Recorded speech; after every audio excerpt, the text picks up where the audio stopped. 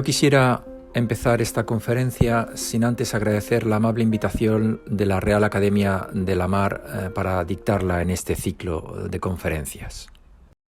La mía versará sobre el régimen jurídico de los buques de Estado hundidos y muy particularmente de aquellos buques históricos de Estado en España y cuál debiera ser en su caso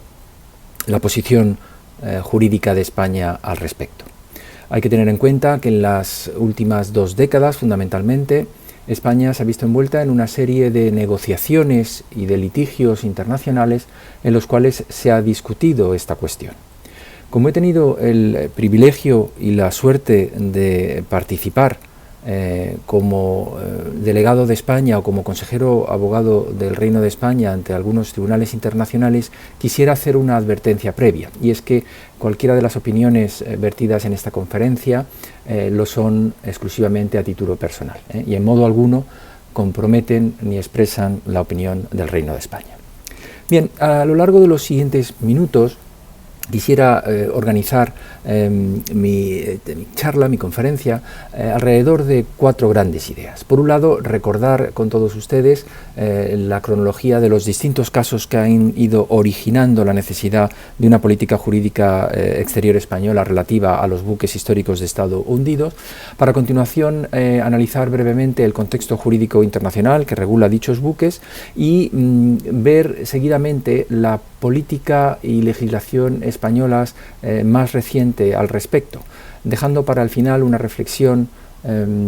general relativa a si es necesario o no y cómo debería alinearse esa política jurídica exterior española.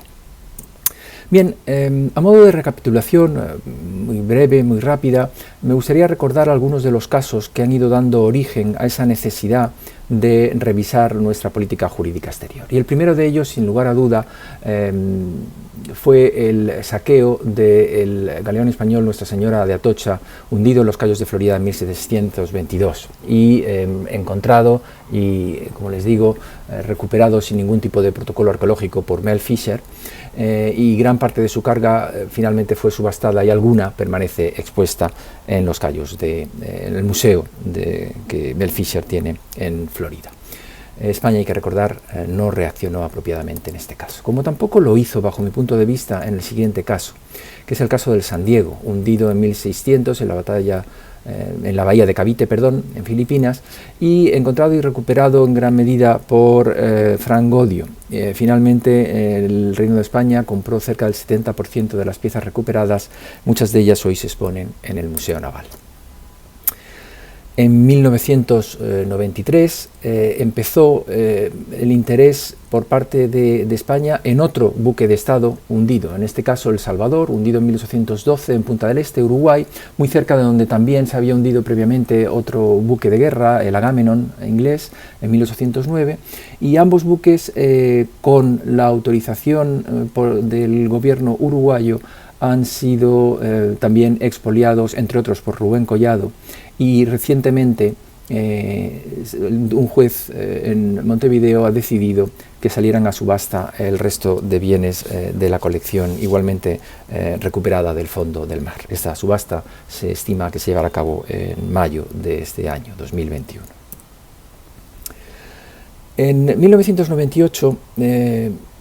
cierto modo, surge el caso que va a cambiar por completo la posición jurídica española, y es el caso de 2 fragatas españolas, la Juno y la Galga, hundidas en aguas del actual estado de Virginia, en Estados Unidos de América, pero que se hundieron, la Juno en 1802 y la Galga en 1750. Una compañía buscadora de tesoros, la Sea Hunt Incorporated, solicitó del estado de Virginia los permisos de salvamento, ante lo cual por primera vez España intervino, en este caso además con el apoyo del gobierno estadounidense e igualmente el apoyo del gobierno británico, defendiendo que las fragatas seguían siendo propiedad pública del Reino de España, que no las había abandonado, y aquí sí no cabía entender que el transcurso del tiempo era un abandono implícito, y que por lo tanto, al ser propiedad pública de España, los tribunales de los Estados Unidos no tenían competencia para conocer del asunto. Como les digo, apoyados por el gobierno de los Estados Unidos y también del Reino Unido en un amicus curiae, finalmente los tribunales, tras un litigio que duró alrededor de 3 años, dieron la razón a España y se reconoció el título de propiedad sobre dichas fragatas. Con posterioridad se negoció un acuerdo de préstamo según el cual algunas de las piezas recuperadas se exponen en un museo en Virginia y otra parte importante de la colección está expuesta y siendo estudiada aún en el Museo Nacional de Arqueología Subacuática Arqua en Cartagena. En 2003 surgió otro caso en el que España no reaccionó al principio, tuvo que reaccionar después, pero lo hizo también un poco al calor de la propia reacción de la UNESCO. El San José fue otro barco español, un buque de Estado español, hundido en las Islas de las Perlas, en Panamá, en 1631. Y el destino final de algunos de sus restos, después de una singladura compleja, fue el de la isla Contadora. En 1993, Panamá había firmado un contrato de salvamento con una empresa buscadora de tesoros, Investigaciones Marinas del Istmo. Pero debido a diversas presiones y al hecho mismo de la enseguida ratificación panameña de la Convención UNESCO de 2001, Panamá se dio cuenta que no había sido la mejor de las soluciones y solicitó a la UNESCO que enviara una misión de determinación de los hechos por parte del Consejo Científico y Técnico de la Convención de 2001. Tuve ocasión de formar parte de aquella misión en la que verificamos el expolio absoluto de aquel galeón español, pero también se pudo redactar un informe en el que quedó claro cuál era el estado del sitio arqueológico en Isla Contadora y la necesaria reacción pronta por parte de los estados ante estos casos de expolio por parte de empresas buscadoras de tesoros. En 2007 surge el quizá asunto más famoso, el que ya definitivamente decidió que España adoptara una política general más radical respecto a los buques de Estado hundidos. Es el asunto de la fragata española Nuestra Señora de las Mercedes, que, como saben, fue hundida en combate frente a una escuadra inglesa en la batalla del Cabo Santa María en 1804, y sus restos, bastante dañados por el expolio de la compañía Odyssey Marine Exploration, se encuentran hoy diseminados a gran profundidad en la plataforma continental portuguesa. Como saben, España de nuevo se personó ante los tribunales de los Estados Unidos y, en cierto modo, basándonos en la jurisprudencia que esos tribunales habían sentado en el previo asunto de la Juno y la Galga, se logró ganar este caso en un litigio bastante largo, pero que finalmente en 2012 permitió el retorno de la carga expoliada de la Mercedes a nuestro país. Finalmente, por acabar un recuento rápido de casos, en el 2015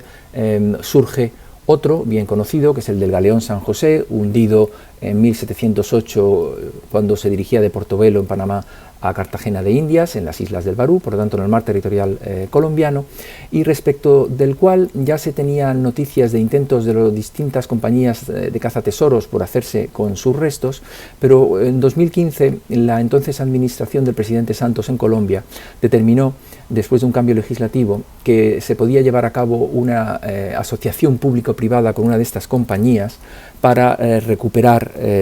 parte de los restos del galeón. Eso sí, pagando a cambio con los propios objetos recuperados gracias a la admisión del criterio de repetición en esa nueva legislación colombiana. España, lógicamente, se dirigió al gobierno colombiano insistentemente con distintas propuestas, y con el cambio de administración en Bogotá, la nueva administración del presidente Duque cambió radicalmente de posición, suspendió primero y luego anuló el contrato de asociación público-privada y declaró el sitio arqueológico del San José como bien de interés cultural, otorgándole así la máxima protección que la legislación colombiana ofrece al patrimonio cultural. Desde finales de 2019, pero sobre todo a lo largo del año 2020, se han intensificado los intentos por parte de España de concluir algún tipo de acuerdo negociado con Colombia para mejor proteger los restos del galeón, que no lo olvidemos, es también una tumba de guerra. Y es que la cuestión de la protección de nuestros buques de Estado hundidos, cuando además se encuentran no en aguas españolas, sino en aguas internacionales o de terceros estados, es compleja, como bien ustedes conocen. La localización misma de dichos pecios hacen que, por un lado, sea aplicable, lógicamente, el derecho internacional relativo a estos bienes, pero también, si se encuentran en aguas de terceros estados, como si se encontraran en aguas españolas, sería de aplicación la propia legislación interna de cada Estado. Ello implica, por lo tanto, que el derecho internacional general sea aplicable a estos casos y muy particularmente también el derecho del mar, como saben hoy generalmente codificado en el Convenio de Naciones Unidas sobre Derecho del Mar de 1982. Pero también, y se ha discutido mucho, es susceptible de aplicación algunas de las reglas de derecho marítimo que pudieran ser aplicables al caso. Si en el ámbito del derecho internacional general, principios como el de soberanía territorial, el de inmunidad de jurisdicción o, por tratarse, por ejemplo, en muchos casos de tumbas marinas, el propio derecho de los conflictos armados sería de aplicación. Pero en el ámbito del derecho del mar en particular, no solo la Convención de Naciones Unidas sobre Derecho del Mar y los convenios de Ginebra, en el caso de que así fueran aplicables, serían también invocables en la protección de dichos restos, como lo son también toda la normativa relativa, por ejemplo, a la protección del medio ambiente. Pensemos que algunos buques hundidos son ahora mismo causas de polución marina, o a la propia investigación científica marina. Pero en el ámbito del derecho marítimo también se ha planteado la posible aplicación de las reglas relativas al salvamento o a la remoción de pecios. El problema, por lo tanto, está en conocer cuáles son las reglas básicas que gobiernan el estatuto jurídico de los buques de Estado hundidos. Claro, el Convenio de Naciones Unidas sobre Derecho del Mar, CONVEMAR, del que España es parte desde 1996, no se refiere en ningún momento a los pecios. Se refiere a los buques de Estado, se refiere a los buques de guerra, pero en ningún momento se refiere a los pecios. Por lo tanto, la regla general, así codificada, no encontramos una respuesta clara. La regla especial podría ser el convenio UNESCO de 2001, el convenio sobre la protección del patrimonio cultural subacuático, pero que a fecha de hoy solamente se aplica a 66 estados. Por lo tanto, sería una lex specialis en relación al convenio de Naciones Unidas sobre Derecho del Mar. Y aquí tampoco vamos a encontrar una regla clara al respecto, porque lo que hace el convenio UNESCO en su artículo 2.8 es reenviar la cuestión de nuevo al derecho internacional general y a la práctica de los estados. Por lo tanto, tampoco el convenio UNESCO de 2001 nos ofrece una solución a cuál sería la regla jurídica relativa al estatuto jurídico de los buques de Estado hundidos. Habrá que buscarlo, por lo tanto, en el derecho internacional general y en la práctica de los estados. ¿Y esa práctica cuál es? Bien, pues si nos referimos a la práctica convencional, y en particular la práctica convencional general, nos encontramos con que de modo habitual, en convenios como, por ejemplo, el convenio de salvamento de 1989, se establece la posibilidad de no aplicar dicho convenio a aquellos buques, aquellos casos de salvamento sobre buques que sean considerados patrimonio cultural subacuático. Es la reserva permitida en el artículo 31D del convenio, que además ha sido reservada por un numeroso grupo de estados parte en la Convención de Londres de 1989, entre ellos estados especialmente interesados en relación al patrimonio cultural subacuático. Si nos fijamos, por ejemplo, en otro trabajo de la Organización Marítima Internacional, la Convención de Remoción de Pecios de Nairobi, concluida en 2008, y atendemos a sus trabajos preparatorios, también queda claro que dicha convención en principio no debería aplicarse al patrimonio cultural subacuático. Y la Convención UNESCO de 2001, que acabamos de ver, hemos visto que hay una remisión general al derecho internacional general. Aunque es cierto que cuando se regula la cuestión de las actividades dirigidas a los buques de Estado hundidos más allá del mar territorial de los estados, esto es, en su plataforma continental, zona económica exclusiva, o en la zona de los fondos marinos y oceánicos, se dice expresamente que ninguna actividad dirigida a dichos buques de Estado hundidos podrá llevarse a cabo sin la autorización previa del Estado de pabellón. Con lo cual, indicativamente, ya nos está mostrando una línea de análisis a seguir. Esto es, la del mantenimiento de la propiedad pública, como propiedad pública de dichos buques por parte del Estado de pabellón. Pero es que en esa práctica convencional, ya bilateral, ya más específica, y algunas de ellas ya ciertamente antigua, nos encontramos con que en esos acuerdos en los que se ha regulado la protección de distintos buques de Estado hundidos, tienen ustedes una lista indicativa en su pantalla, se ha declarado claramente el mantenimiento del título de propiedad pública del Estado de pabellón sobre dichos buques de Estado hundidos. No solo la práctica convencional apunta en esta línea, una práctica unilateral de algunos estados a partir, por ejemplo, de determinadas decisiones judiciales, también inciden en esa línea. La discusión, por ejemplo, que tuvieron la Unión Soviética y Japón sobre quién era el titular último del crucero zarista Almirante Nakhimov es significativa. Ninguno de los dos discutía que seguía siendo propiedad pública del Estado de pabellón. Lo que se discutió fue cuál fue el último Estado de pabellón antes del hundimiento, si el ruso, el originario, o el japonés como derecho de presa. Pero en todos estos casos que tienen ustedes en pantalla, los estados han sentado claramente la regla según la cual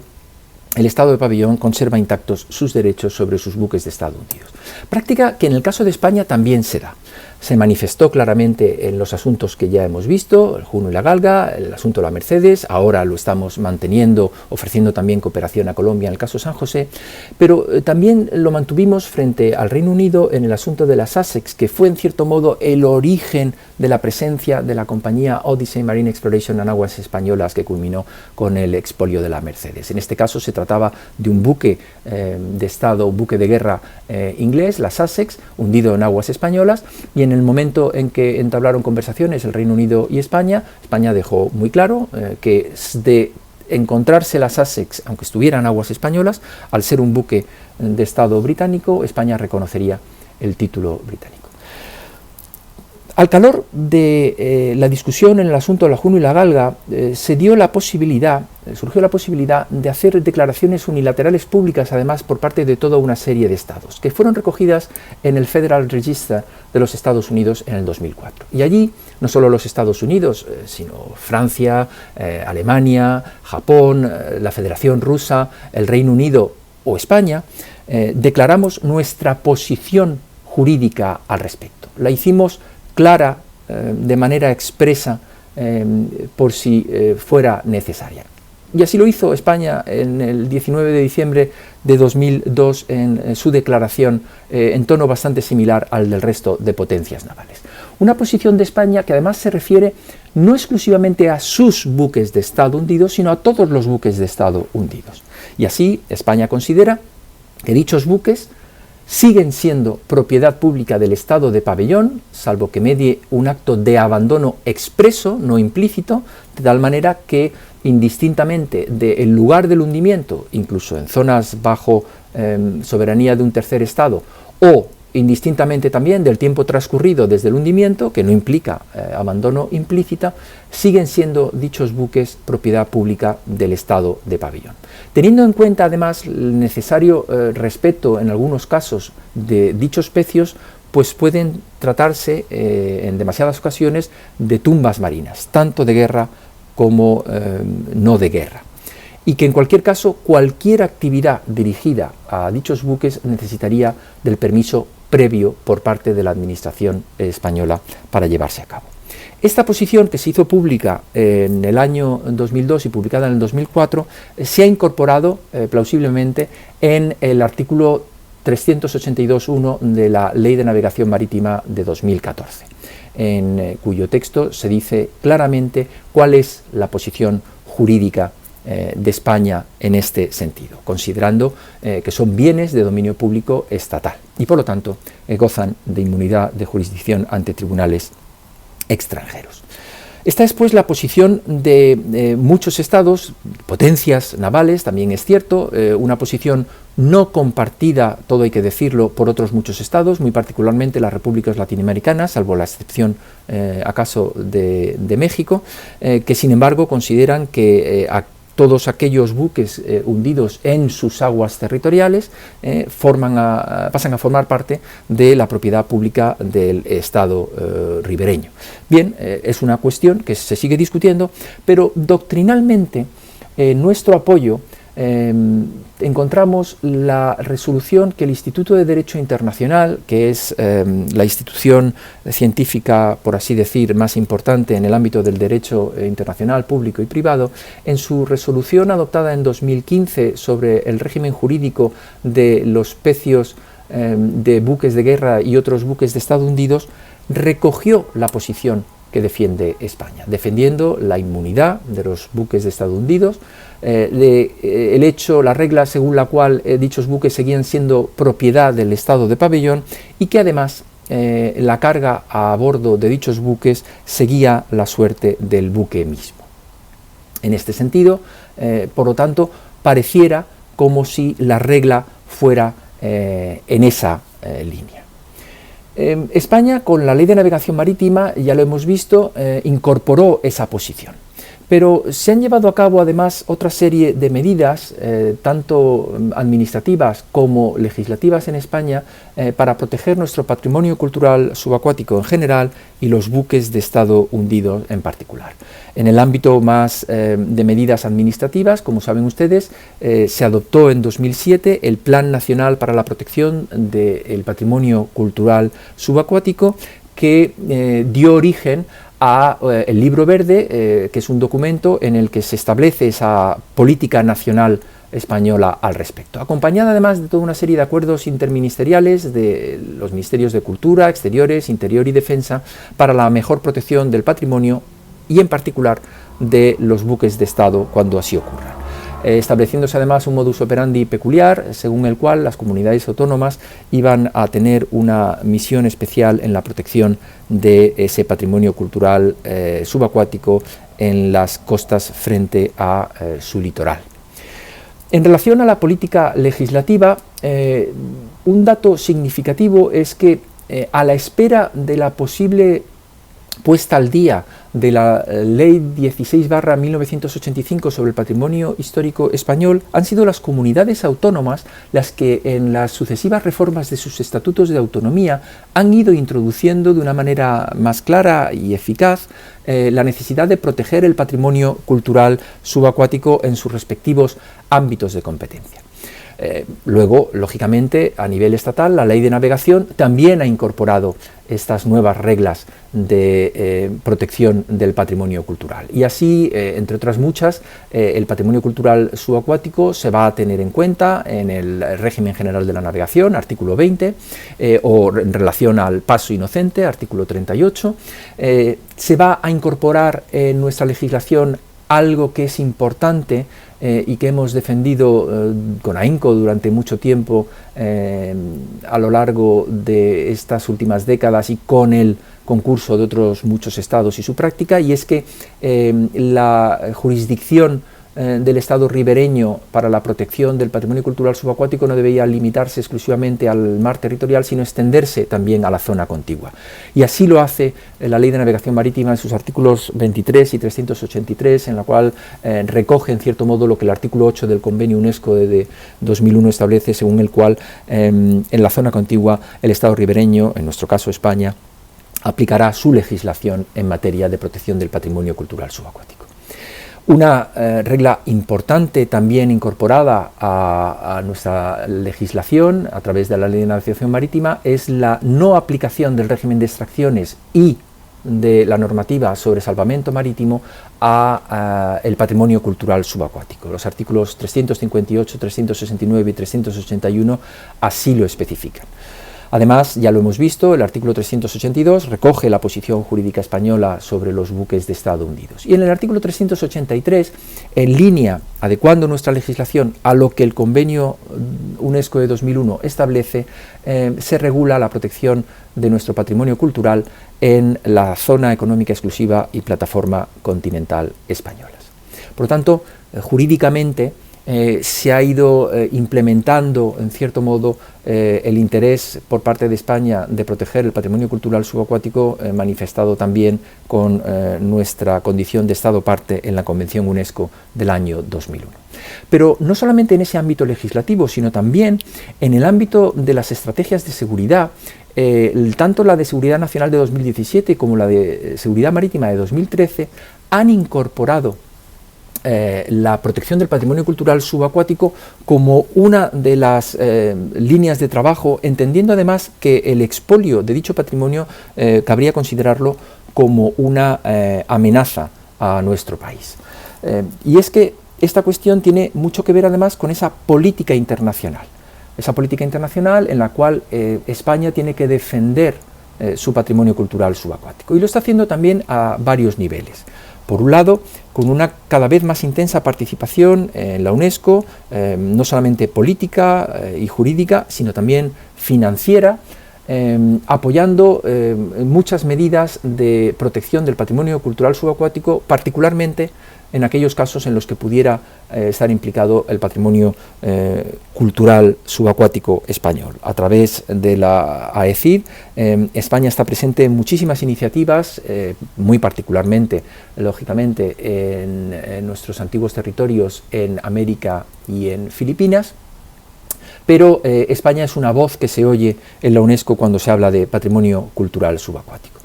Además de nuestra intensa participación en el ámbito de dicha Convención UNESCO de 2001, España ha procedido igualmente a concluir memorandos de entendimiento con algunos estados con los que tenemos una particular relación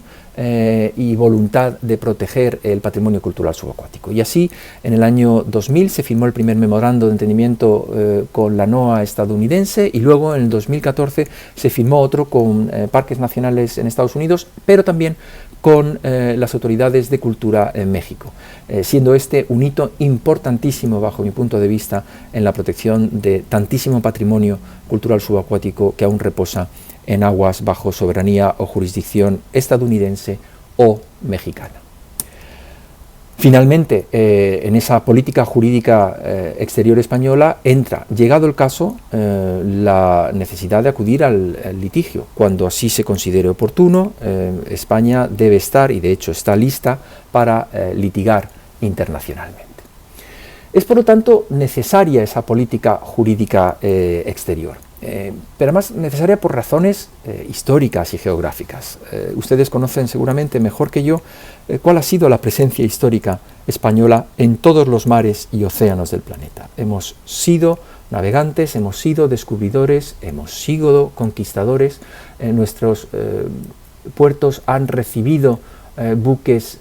que han surcado todos los océanos y desde ellos han zarpado a todas las latitudes del planeta, lo cual ha supuesto unas zonas de influencia importantes en las que, unidas a esa presencia histórica, han hecho que muchos restos de la presencia española, particularmente aún hoy bajo las aguas, se encuentren dispersos por todos los océanos de nuestro planeta. Ello hace que España merezca una clara, decidida e inteligente política jurídica exterior en relación a la protección del patrimonio cultural subacuático, inclusive sus buques de Estado hundidos. De ahí que sea necesario, claramente, mantener las líneas rojas, la doctrina conocida que les he intentado explicar sobre el estatuto jurídico de dichos buques, pero acompañándolas siempre de una clara voluntad de cooperación. Simplemente manteniendo la posición jurídica, declarándola como tal, creo que íbamos a conseguir mucho menos de lo que se está consiguiendo ahora con, uno, dejar clara cuál es esa doctrina española, pero enseguida acompañándola de la voluntad de cooperación, incluso con el apoyo financiero, para excavar, investigar, poner en valor ese patrimonio cultural, que es cierto que es español, pero como tal también lo es de todo el mundo hispánico y de toda la humanidad en general. Como bien saben ustedes, un buque hundido, un pecio, es una cápsula del tiempo que nos ayuda a explicar acontecimientos históricos que no solo nos interesan a nosotros en España, sino a todo el planeta. Es parte de la historia común.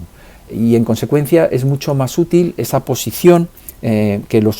la administración española, indistintamente del gobierno de que se trate, ha seguido en los últimos años, de efectivamente afirmar nuestra posición, pero ofrecer enseguida la cooperación. El caso de Colombia con el San José puede ser significativo en este sentido. Hay que además ampliar la red de cooperación multilateral, ya lo estamos haciendo en la UNESCO, se tiene que intentar hacer también en el ámbito de la Unión Europea, si bien es cierto que la Unión no tiene competencia en materia de protección del patrimonio histórico, pero indirectamente podría implicarse más, pero también, por ejemplo, en el ámbito regional. Ustedes seguro que conocen que a través del programa del medio ambiente de Naciones Unidas para el Mediterráneo y la Convención de Barcelona, pues esta convención tiene dos protocolos, el protocolo sobre zonas de especial protección marina y el protocolo de Madrid de 2008 sobre la gestión conjunta de las zonas costeras, que se refieren en particular al patrimonio cultural subacuático y que tendrían que ser una medida para mejor proteger dicho patrimonio también. Bueno, pues en ese sentido habría que reforzar nuestra presencia e iniciativas en ese ámbito de cooperación multilateral, pero lógicamente también en el ámbito de cooperación bilateral, lógicamente con Hispanoamérica, con Filipinas, pero también con otras potencias navales que mantienen nuestra misma posición jurídica y que por lo tanto debemos hacer frente común en la defensa de dicha posición jurídica en relación al estatuto jurídico de los buques de Estado hundidos. Hay que seguir concluyendo acuerdos, tanto tratados, en el caso que fuera posible, como memorandos de entendimiento, por lo tanto acuerdos hard y acuerdos soft, y así España ha propuesto, aunque todavía no se han podido concluir, memorandos de entendimiento, algunos están en una fase más avanzada, por ejemplo con Argentina, con Panamá, con Ecuador, con Perú y esperemos que pronto también con Colombia. Pero si eso es cara al exterior, no quiero acabar sin hacer otra mención y es ya más cara al interior. Y ella se refiere a que España debe también tener muy en cuenta que cualquier actividad en las aguas bajo nuestra soberanía o jurisdicción pueden tener una incidencia importante sobre el patrimonio cultural subacuático. Si nos fijamos en el asunto de la Mercedes o en otro asunto relativo a la detención de un buque desde el cual se quería expoliar el patrimonio en la bahía de Cádiz, el navío Luisa, que aún hoy sigue amarrado en el muelle del puerto de Santa María y que dio origen a un litigio internacional ante el Tribunal Internacional de Derecho del Mar en Hamburgo en el asunto Luisa contra San Vicente y las Granadinas. En ambos casos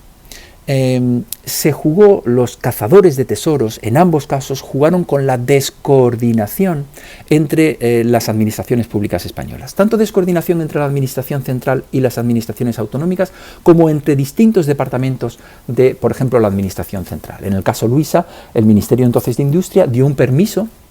que, de haber conocido las zonas donde se estaba dando ese permiso para la exploración de hidrocarburos en la bahía de Cádiz, si ese permiso lo hubiera conocido la Consejería de Cultura de Andalucía o el propio Ministerio de Cultura, nunca se hubiera dado, porque era una zona especialmente sensible. Por lo tanto, con esto lo que quiero llamar la atención es que hay que vigilar muy claramente